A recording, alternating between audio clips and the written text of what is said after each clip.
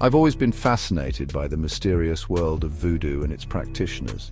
But what if I told you that there's a whole handbook dedicated to the art of being a brujo or bruja? These voodoo priests and priestesses aren't just characters from horror movies. They're part of a rich tradition of magical practices. Today, we're going to dive deep into their world and uncover the secrets of their craft.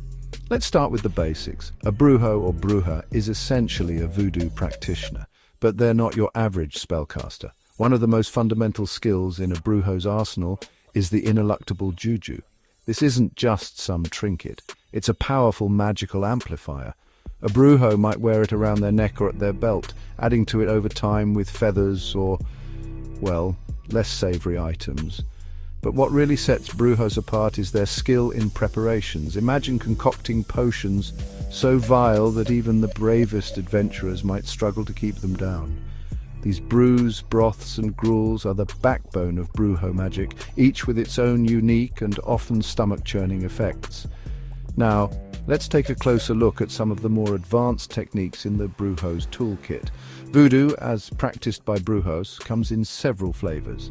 There's infliction voodoo, where they use a sacrificial dagger on a representative figurine. Insertion voodoo involves driving sharpened skewers into dolls. And then there's immersion voodoo, where figurines are submerged in special cauldrons filled with various fluids. But perhaps the most intriguing aspect of brujo magic is sympathetic infusion.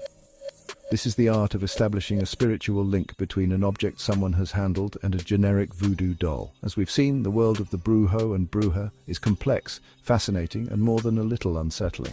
While these practices might seem like relics of a bygone era, their influence on popular culture and our understanding of magic is undeniable. So the next time you hear about voodoo, remember, there's a whole handbook of dark arts behind those pins and dolls.